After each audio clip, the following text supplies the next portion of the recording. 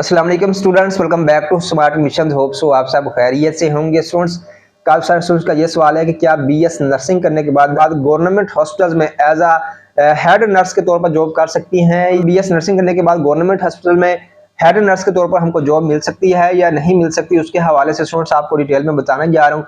Head nurse का और charge nurse का कौन कौन सी जो है वो रैंकिंग की पोस्ट आपको मिलती है, उसके हवाले से डिटेल में बताऊंगा। लेकिन वीडियो शुरू करने से पहले आपसे रिक्वेस्ट है कि अगर अभी तक आपने चैनल को सब्सक्राइब नहीं किया, इसको लाजमी तौर पर सब्सक्राइब कर लें ताकि हमारी आने वाली तमाम तरह एडमिशन्स की, स्कॉलरशिप्स की, जॉब्स की अपडेट्स का नोटिफिकेशन आप तक पहुंच सके। फ्रेंड्स, अगर आप बीएस नर्सिंग करती हैं तो बीएस नर्सिंग करने के बाद आप एज अ हेड नर्स के तौर पर आपको अपॉइंट नहीं किया जाता।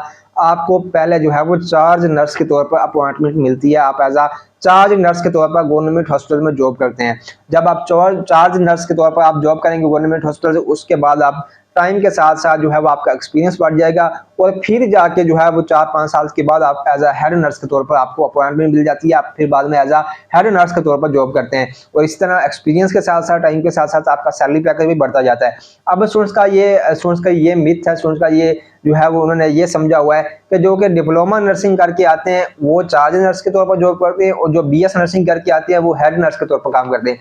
स्टूडेंट्स, ऐसा बिल्कुल भी नहीं है।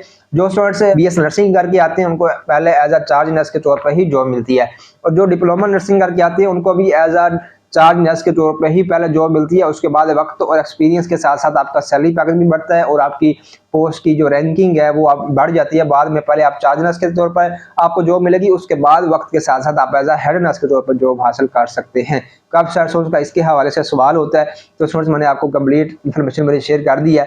अगर आपका इसके हवाले से मजीद भी कोई सवाल हो तो वो आप कमेंट कर दें, मैं उस पर भी वीडियो बना के आपको इन्फॉर्म कर दूंगा। इसी तरह की मजीद जॉब्स की और स्कॉलरशिप्स की अपडेट्स को हासिल करने के लिए चैनल को लाजमी तौर पर सब्सक्राइब कर लें। इंशाल्लाह मुलाकात करते हैं फिर बहुत जल्द नेक्स्ट वीडियो में। खुदा हाफिज।